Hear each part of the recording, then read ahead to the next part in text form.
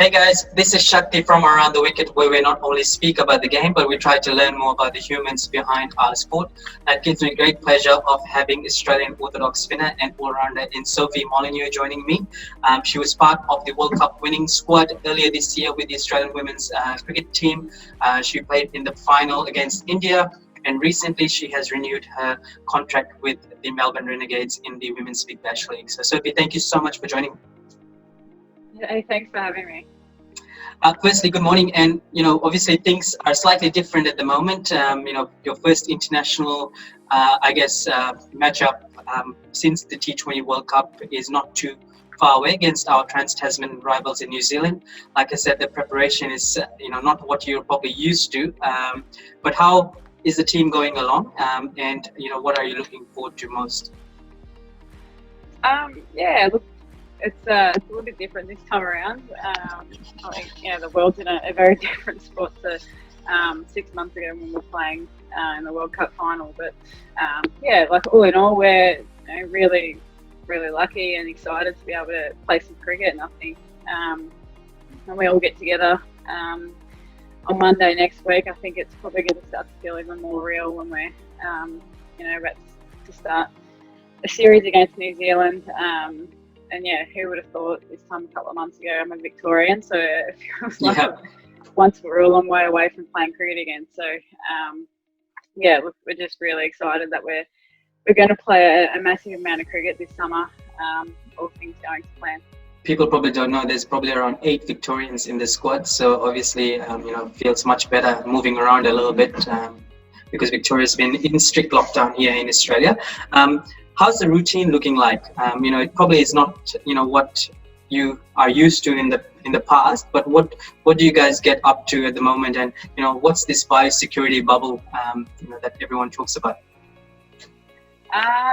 Look, there's not a lot going on, to be honest. We're in quarantine at the moment. So the Victorians and New South Wales players and staff all come together about a week and a half ago. We've got 2 weeks of quarantine, so we're 3 or 4 days away from freedom, we're saying. But look, day to day, it's not a lot to report on because there's not a lot that we're doing. But we are very lucky that we've been exempted 2 hours to be able to go outside and get some fresh air, and that's when we're getting our training in. So very different to what we're all used to. We're used to being full-time cricketers and training 5 to 6 hours a day and spreading it out throughout the day. But funnily enough, we're actually learning how to spend less time at the ground, but we're getting just as much in, I feel. So, and with that, the intensity and the quality of training, I think personally that's gone through the roof as well. So, and in terms of being in the hotel, we've got our own pool, so the Victorians are separated from the New South Wales. It's probably a good thing. A bit of cross-border rivalry, but it's been good fun. We've got a bit of a common room, so we all get together. We're a very social bunch here in Victoria, led by Molly Strano. So we have a lot of fun. I've cut a couple of the girls' hair so far, so and they're still talking to me, but other than that, there's not a whole lot going on. Well, hopefully you don't give a haircut like Aaron Finch got from David Warner recently. So at least the girls are speaking to you. On a personal level, Sophie, you've had a stop-start couple of years, obviously due to a couple of issues. What are you looking forward to most, during this series? Look, I think firstly just to be able to get the bat in the hand and start bowling and just play cricket. I think over the last 12 to 18 months, it's been a bit of stop-start, and upon reflection, I didn't play a lot of cricket. So hopefully, that sort of patch is in the past, and hopefully I can string together a few games of cricket this season. And I'm really looking forward to hopefully putting on the green and gold again. And then a full fixture of Big Bash, and be personally it'd just be. I just would love to be able to play every game that's in front of me, and get a bit of consistency and enjoyment. All the best with that, Sophie. Now, your opponents in New Zealand, obviously they're tough, but Australia hasn't lost a match against them since 2017, and you hold the Rose Bowl trophy for the one days for the last 20 years. What do you feel has contributed to such a dominance against our neighbours? Look, yeah, I think, especially, since the start of the Big Bash, the Australian team's been, it's been pretty successful. I think, coming from the domestic level and the standard of that going through the roof, I think that's just fed straight into the national team, and it's made every spot hard to pick over the last few years. And I think, that's probably played a massive role in the way Australia's played their cricket over the last few years and the success that's come from it. But without a doubt, we know New Zealand, there's never ever an easy game against that bunch, because personally they're all very competitive, they're all great people, but go out there and just love the contest. So there's we definitely know that it's going to be a bit of a tussle this next few weeks, which we're really excited about. Which is a good segue, because I was going to ask you, what makes New Zealand so dangerous? Obviously, they got some wonderful individual players, but what you talked about, competitiveness is one trait they have. What are you most wary of? Look, it's probably their character, for sure. That's plays a massive role in the way they play their cricket. They're a very proud team, with some amazing leaders and some world-class cricketers. I think everyone talks about Sophie Devine, Susie Bates, and then you add on top of that Leah Tahuhu, Amy Satterthwaite's back, which on a personal level I'm very happy that that's the case, because she's a Renegade. Yep, so Renegades, yeah. And underneath that you got Amelia Kerr, who's just going from strength to strength. So they've got a enormity of players there that can win a game for them, and we're definitely very very wary of that. And add on top of that their competitive nature, I think it's going to be a good series.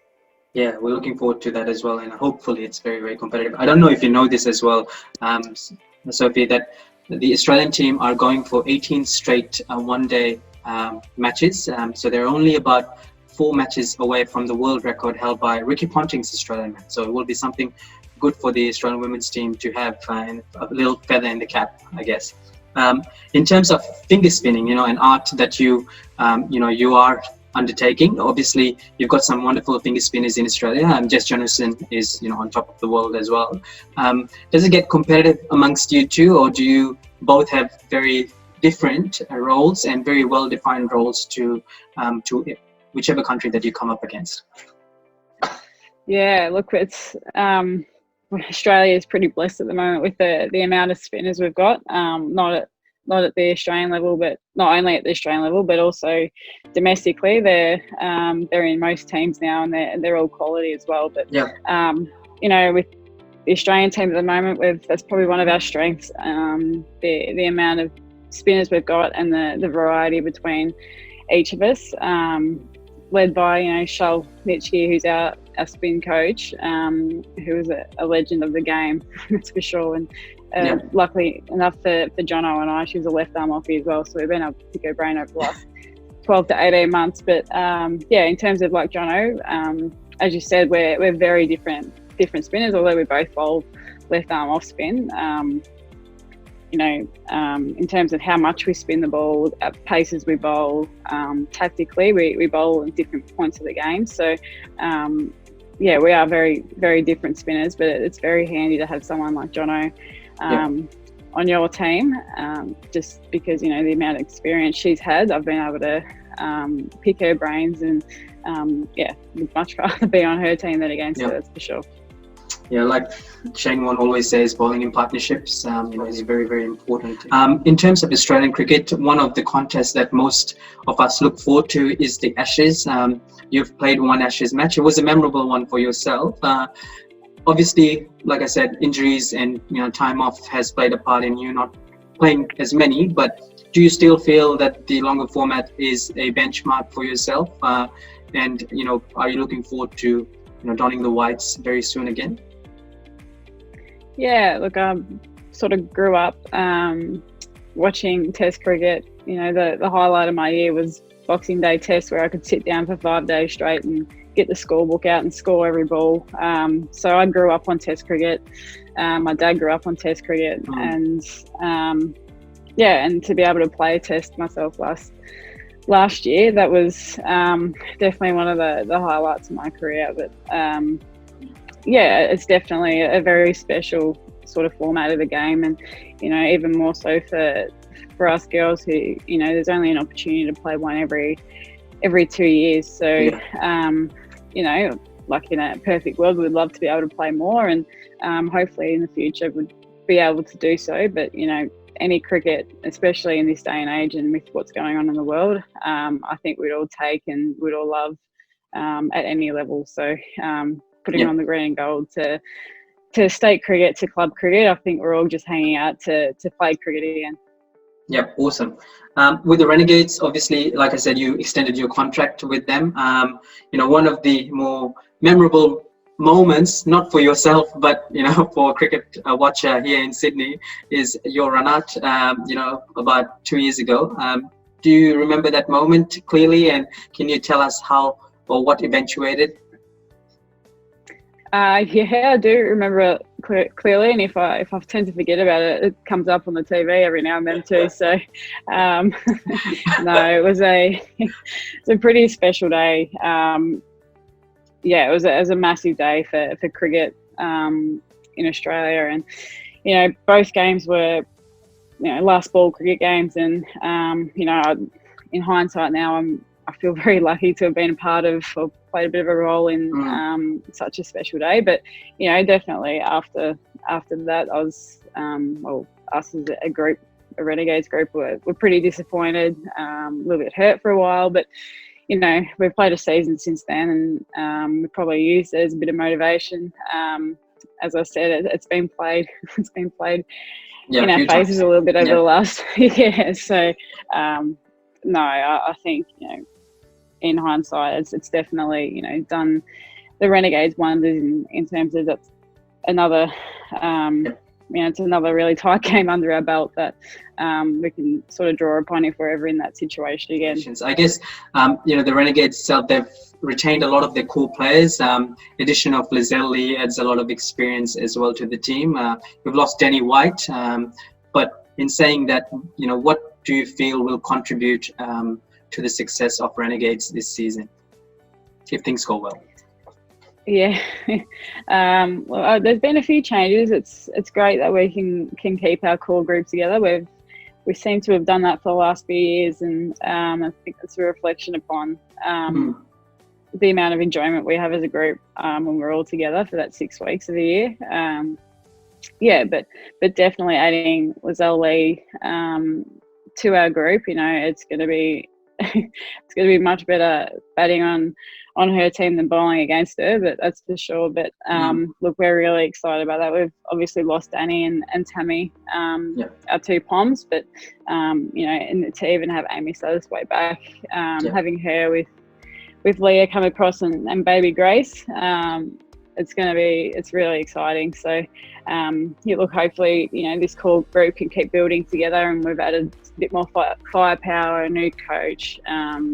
So there is some new fresh faces around as well, just to make things fresh and exciting. So hopefully, you know, I'm really optimistic about it, and hopefully we can sort of take it deep again. Awesome. Sophie, a couple of challenging periods. I just touched upon that at the start. You had firstly, you had some shoulder issues, which you had a knee, you know, reconstruction surgery on it. How did it feel coming to the, you know, cricket setup after that? Do you feel there was part of your mind that was still thinking about that, or, you know, because of the rehab and because of you know, injury management within Australia, you felt that you were confident enough to, you know, get back on the park and do what you did before? Yeah, look, it was sort of a race against the clock to be able to play in the Ashes. So we had the surgery and sort of rushed the rehab to be able to play the Ashes, and you know, luckily enough that it all sort of come off. But yeah, it was probably my first sort of major injury as well. So definitely, it probably took a little bit of time to get back to feeling normal again. I knew that that was always going to be the case, and that's probably the case for most injuries, just to get your feel back. I found that when I was playing in that test match, I still definitely didn't feel, with the ball, didn't feel like it was coming out right or anything like that. It was just, I was just hanging out for some game time I think I needed under my belt, which, you know, I think that's for most people. And yeah, that's pretty much, you know, that was the thing that was sort of missing for a little bit, was just, you know, that getting that feel back. Yeah. Even with the bat, getting my hands to work together again, top hand, bottom hands, and getting that balance right. That's taken a bit of time, but all in all, you know, we're very lucky here in Australia that we've got some great physios and support around that injury side of things, that you know, I was able to reach that goal of playing in the Ashes so soon after surgery.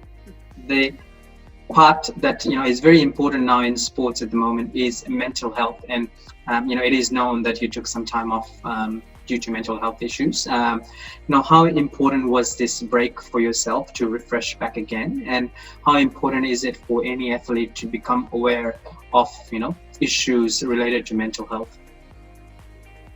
Yeah, look, it was a really important period of my life and last season for me.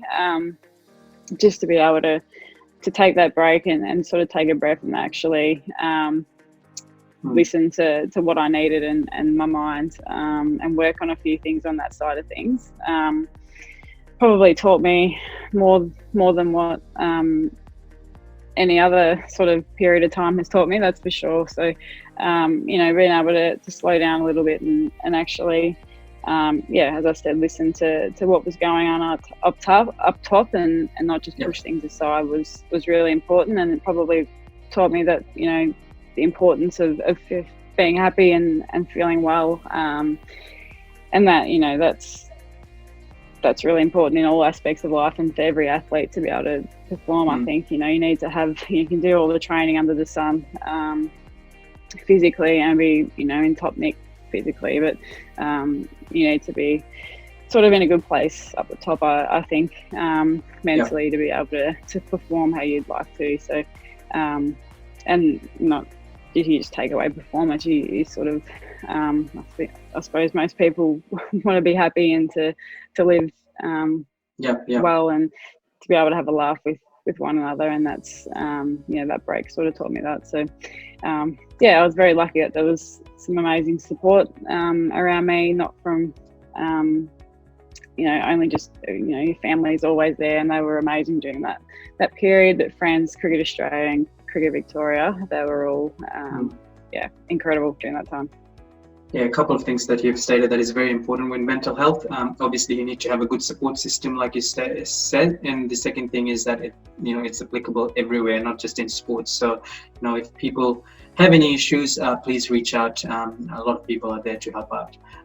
One final question before I go into the informal part, Sophie, is obviously the T20 World Cup win. Now, you are very close to not making the final. Obviously, the injury of Elise Perry had opened the door a little bit as well, and you performed really, really well yourself. I've asked this to all the cricketers that I've interviewed from the female setup, and you know, that moment was a changing moment for everyone here in Australia. How was it for yourself? Yeah, look, it was a pretty tricky sort of World Cup for us as a group. I think, you know, going from pretty much a day before the World Cup, one of my close mates, Tava Lemick, was ruled out, and to see that was pretty tricky. And then, you know, to her credit, she was super around the group. Yeah, she's an absolute trooper, Tay, and I know she's going to play in a lot of World Cups and win a lot of World Cups for her country in the future. But yeah, going back to the tournament itself, it was pretty tricky. You know, a home tournament with a bit of pressure on, you know, the home team was always going to be a challenge in itself. But yeah, add on the injuries of players throughout that tournament. Pez is also a great mate of mine, so seeing her go down like that was pretty tricky. And yeah, look, I think that all sort of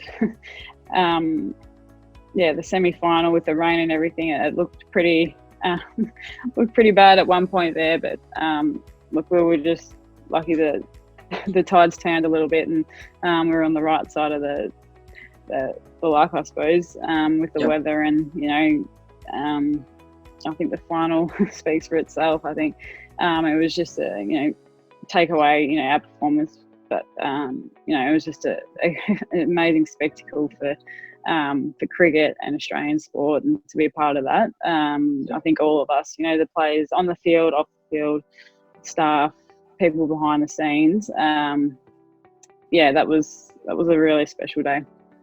We got to see your dance moves on the stage, so I've got a segment called How Well Do You Know Sophie Molineux? Okay, so let's see if you can answer questions about yourself. Question number 1, whose wicket did you take in the T20 World Cup final? Smitty Mandana, I think it was. That's it. That's correct. Question number 2, which of your Australian teammates was your first WBBL wicket? Oh, goodness me. I've got no idea. Hoping I got this Lisa right. Healy. I'm hoping that I got this right, but it's Nicola Carey, actually. She was the first WBBL wicket. Now, question number 3 is, how many runs did you score in your only test match till date, both first and second innings?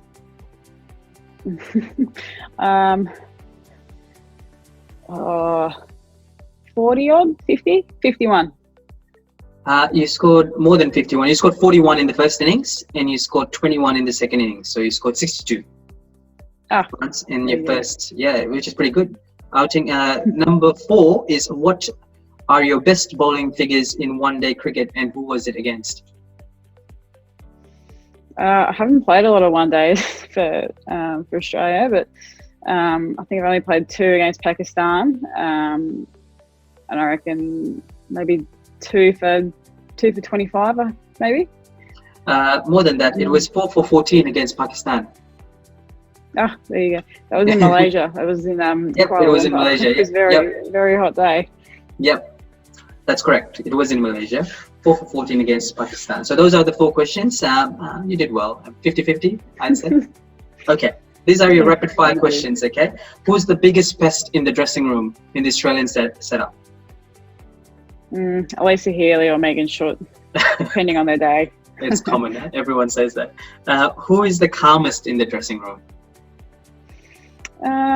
Probably Ray Chains. A lot of experience under her belt, and her demeanour is very calm as well. And much needed against the matchup against Sri Lanka in the T20 World Cup, which was crucial for Australia to make it further. Question number 3: your most difficult opponent? I'd say India. India or New South Wales at state level. And as a cricketer? As a cricketer, always challenging bowling to either Smitty Mandana or Harmanpreet Kaur. They bat so differently to most Australians, so that's definitely been a challenge over the last couple of years. Yep. Okay, this is not cricket related. Coffee or tea? Coffee. Your favorite cuisine?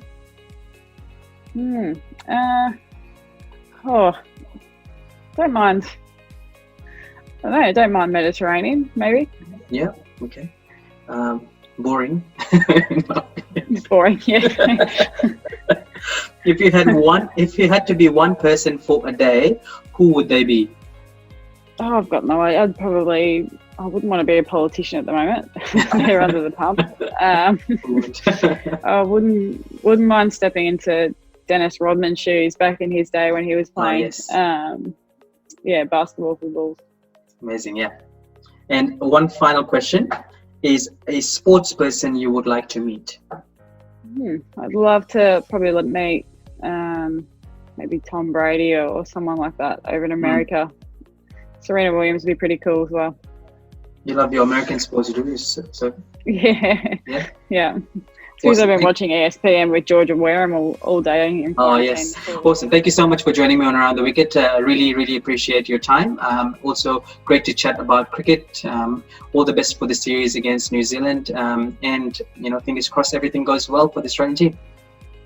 Thank